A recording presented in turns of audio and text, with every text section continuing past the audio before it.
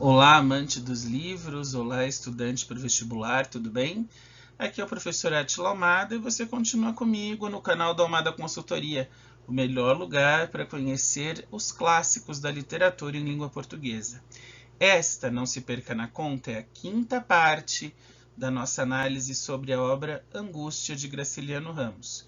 Para que você acompanhe bem comigo o que vamos conversar hoje, assista as 4 primeiras partes nos links aqui embaixo.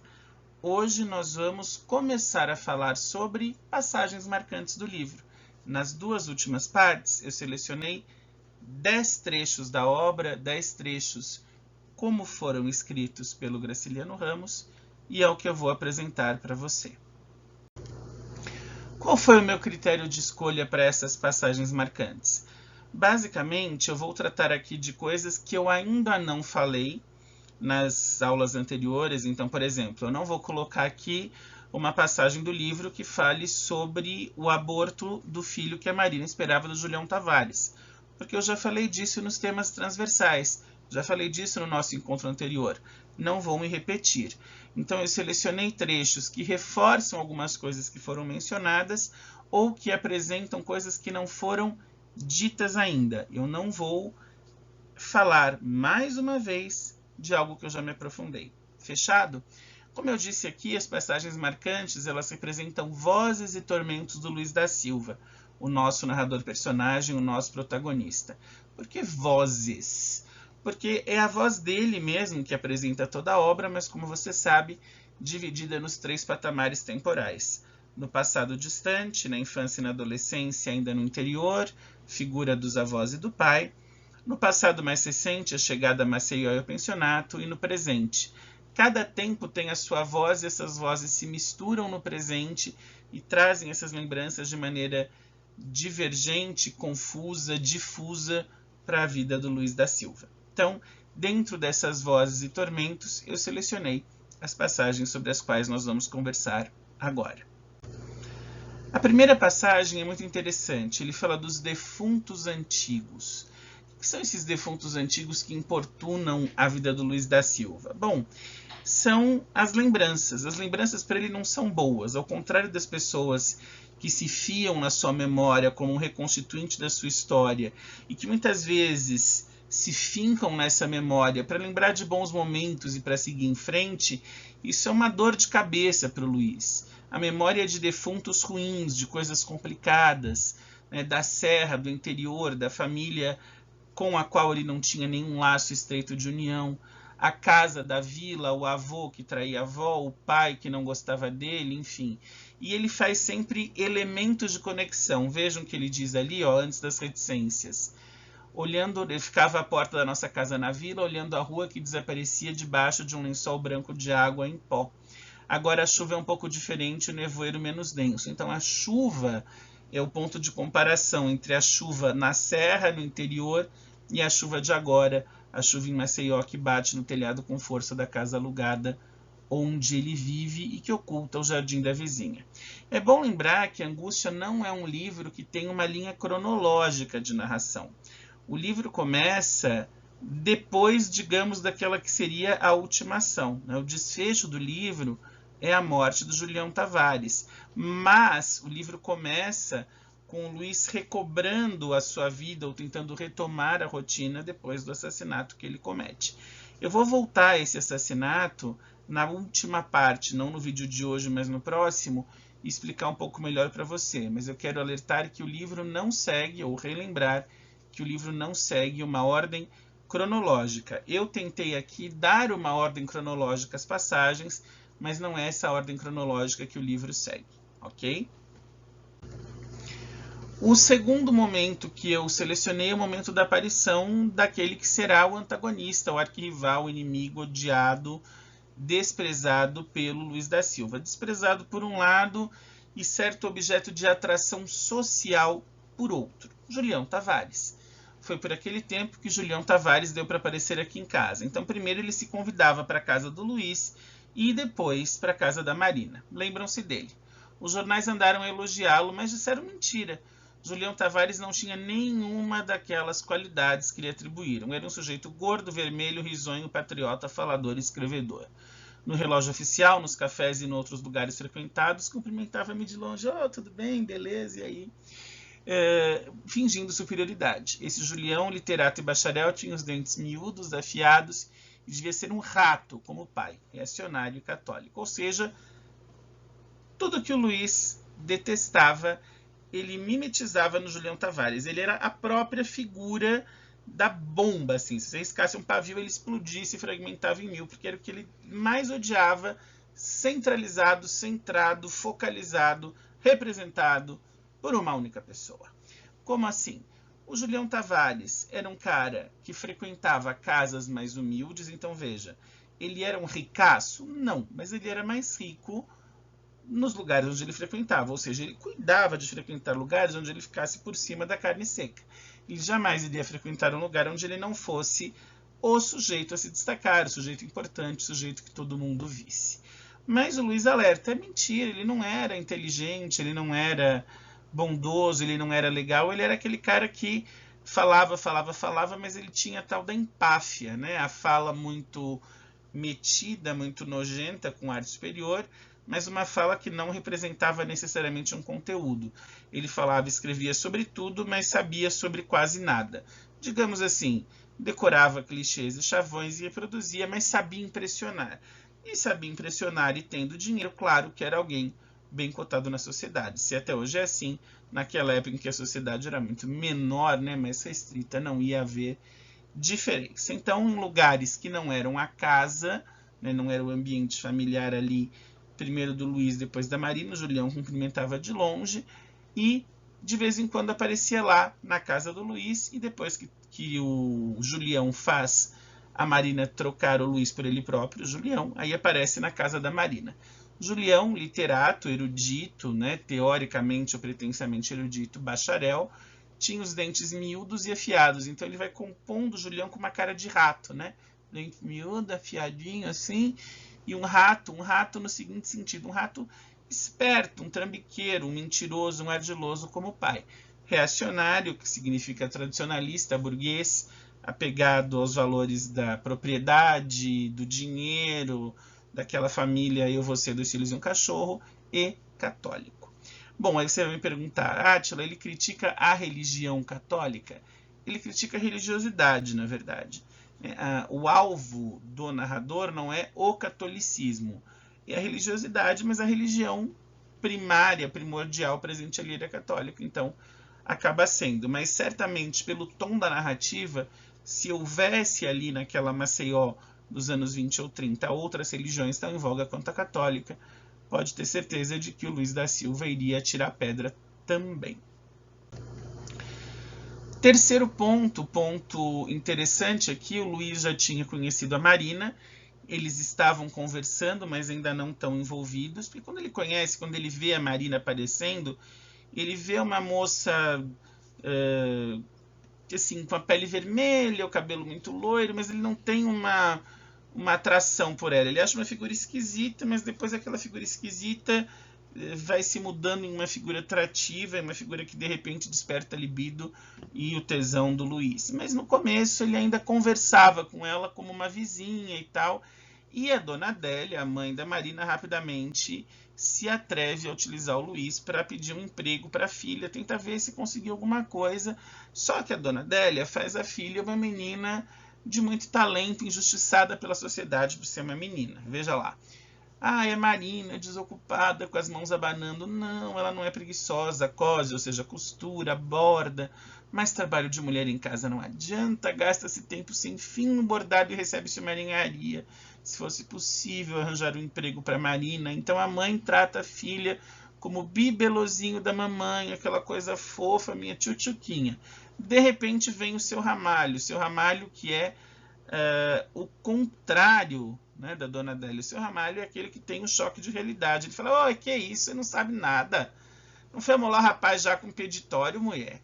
Eu não lhe tinha dito que tocasse nisso. Trabalhar em quê, meu amigo? Ele vira para o Luiz e diz, trabalhar em quê? Só se for em pintar a cara, que é o que ela sabe fazer. Então o pai sabe que a filha é frívola, fútil, vaga, vazia, inútil. Aliás, o pai, ele não quer que a filha case com o Luiz, não pela filha, mas pelo Luiz, porque o pai sabe que ali não é, ele é uma cabecinha oca, moldável, influenciável, que vai para o primeiro cara, que no caso era o Luiz, e depois o Julião, que desce mais para ela. Ela queria um status, ela não queria um relacionamento, ela não era uma mulher tradicional, né? Então, o seu Ramalho, ele era mais apegado aos valores da família tradicional, e a dona Adélia se fingia apegada aos valores da família tradicional para ser hipócrita, aquela falsa moralista ligada ao dinheiro. Então, ela tenta fazer a filha de santa, e o seu Ramalho dá o choque de realidade, dizendo que a filha dele não tem nada de santa nem de trabalhadora, é uma preguiçosa e frívola. Aqui nós temos um momento interessante, que é quando eles decidem ficar juntos, oficializar a sua linda união. União entre quem? União primeiro entre Luiz da Silva e Marina, a vizinha, que aliás ela não aparece desde o começo da narrativa. Havia ali uma senhora morando na casa, mas essa senhora sai e se mudam a Dona Adélia, o seu Ramalho e a Marina. Então a Marina é uma vizinha, digamos, mais nova do que as outras, né? A Dona Adélia e o seu Ramalho fazendo ali as coisas deles, e o Luiz observando a Marina. E aí ele ouvindo a Marina, né? Ele via por dentro, ele ficava ali, ele tinha um jardim com uma cerca muito mequetrefe, e ele conseguia ver a Marina se movimentando pelo jardim ou dentro de casa. Então ele tinha, digamos, um camarote ali com uma cadeira que ele botava no jardim para ver a Marina. Tive a impressão extravagante de que o ar tinha tomado de repente a consistência mole e pegajosa de goma arábica, como se o ar ficasse mole como um chiclete se desfazendo. E nesse ambiente gelatinoso, Marina se movia, nadava, desesperadamente bonito. Então veja, ele sentado ali, ele começa a ter imagens meio de volúpia, de tesão, de desejo, né? E ele descreve isso com algum detalhe. O peitinho redondo subindo e descendo. Então ele começa a imaginar os seios da moça, querer saltar pelo decote, pimenta nos olhos azuis, nos cabelos loiraguados, aquela pele vermelha, né? Os cabelos desmanchando ao vento morno e empestado que soprava dos quintais, aquele calor do Nordeste, os cabelos que eram loiros tornando cabelos de fogo, porque ela arrumava o cabelo, enfim, uma coisa. De repente ele fica com um tesão incontrolável, e aí ele vai para cima da Marina, apertei-lhe a mão, mordia o pulso, mordia o braço, mas não se afastava. Aí o que ele faz? Ele puxa pela mão, eles conversavam pela cerca, tá? Até ali. Então, ele do lado dele, ela do lado dela, eles conversavam, davam a mão, obasiolás, mas pela cerca. Ele não aguentou, ele meteu a mão, meio animal mesmo. Meteu a mão, desloquei as estacas podres, puxei Marina para junto de mim e zapt nela. Abracei-a, beijei-lhe a boca, o colo, enquanto fazia isso, as minhas mãos percorriam o corpo. Fafadinho. Ele foi bem fafadinho, Luiz da Silva. É o diabo, Marina, ninguém tem culpa, foi uma topada. Que bela topada, não? Agora é continuar. Qualquer dia a gente casa, é verdade, precisamos tratar disso. Você que acha? Concordou passivamente com uma sílaba. Por que qualquer dia a gente casa? Porque ele ficou com tanto tesão que ele puxou a Marina, agarrou, beijou, mordeu, e eles pimba ali mesmo. Tiveram uma transa, tiveram um momento de ato sexual, porém entre as fileiras do milho verde e do jardim, né? Eu quase lembrei ali da música do Belchior, por entre as fileiras do milho verde, que ondeia com saudade do verde marinho. Não tinha milho verde no jardim, não, mas assim, no meio das plantas, eles se engalfinharam ali, e folha para lá, cerca, mão, e foi. E depois desse foi, então a gente precisa casar. Afinal, obviamente o sexo antes do casamento ainda era um tabu, mas já que tiveram, vamos casar. Ele ainda teve essa decência de dizer, tá, a gente fez o que não devia, então vou assumir você e vamos nos casar. E eis que, neste momento de alegria, Luiz da Silva e Marina ficam noivos. Ficam noivos, e aí ele trata de começar a providenciar as coisas, e é quando, você já sabe, ele faz lá a dívida do enxoval para poder a Marina fazer o enxoval. O detalhe é que a Marina queria as roupas prontas, e ele compra as peças, ele compra a fazenda para ela costurar as roupas. E a Marina, que era preguiçosa e mal sabia costurar, não fazia nada, e ele gasta com os tecidos que ficam lá largados, e a Marina dá o pé na bunda dele, troca o Luiz pelo Julião Tavares, e os tecidos continuam largados lá. E aqui é o momento da troca, é o momento em que o Luiz da Silva pega a Marina com o Julião. E a Marina se faz de vítima. Oh, posso obrigar uma pessoa a não olhar para mim? Ele só me olhou. Só estava... Posso obrigar... Ele me olhou, ele tem olhos, ó Deus. Posso obrigar uma pessoa a não olhar para mim? Posso furar os olhos do povo? Não, senhora, não, senhora. A coisa era diferente. Eles tinham sido pegos com a boca na botija. Grelando. Esquecidos do mundo. Então estavam lá no rally-rola, a mão naquilo, aquilo na mão, e foram pegos ali no meio. Tinham ou não tinham? Ah, sim, senhor. Mas sem malícia. Você vê que o Luiz é irônico com a própria cornice, né? Ele toma um belo par de chifres, mas, bom, uma vez que ele levou, ele é irônico com a própria burrice de não ter percebido. E aí o que acontece? Eles tentam negociar, ele tenta conversar com a dona Adélia, vem desculpa furada de um lado, desculpa do outro.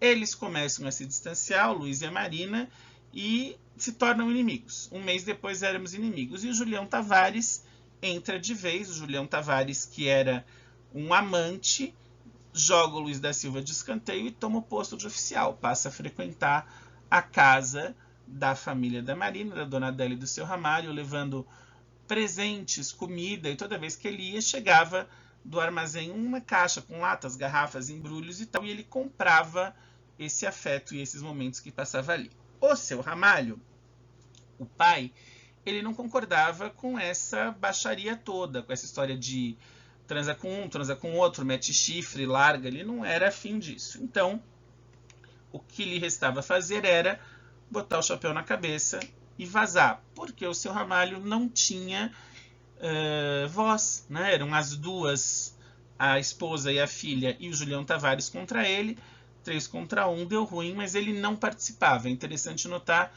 que o seu Ramalho, ele representava alguém racional ali, alguém que não compactuava com tudo aquilo, e que simplesmente, quando via tudo aquilo acontecer, já que não podia ir contra, também não se juntava a elas, e a ele. Pegava as coisas e tchau e benção. Você sabe que esses vídeos sobre angústia são uma parceria aqui da Almada Consultoria com a Passatempo Educativo, uma organização da sociedade civil, obviamente sem fins lucrativos, da qual eu sou orgulhosamente voluntário há 21 anos, que trabalha nas áreas de educação e lazer, levando cultura, levando atividades lúdicas, esportivas, formação em várias áreas como a minha de linguagens, nas demais humanas, matemática, biológicas, para estudantes de escola pública aqui de São Paulo e de outros estados do Brasil. Conheça o trabalho da Passatempo, seja voluntário, colabore. O Carlos e a equipe da Passatempo vão receber você muitíssimo bem. Faça como eu, acesse passatempoeducativo.org.br e saiba como fazer parte dessa família. Se você está curtindo esse conteúdo, dê o seu gostei no vídeo, isso ajuda muito o canal, divulgue para os seus amigos, compartilhe. Deixe seu comentário, se ainda não for inscrito, inscreva-se, ative o sininho das notificações, é de graça e, como eu disse, dá maior força para nós. Sugira pautas e dúvidas mais específicas, manda para o nosso e-mail almada. Não se esqueça do ponto, almada.consultoria@gmail.com. Já nós voltamos com a 6ª e última parte de Angústia. Aquele abraço.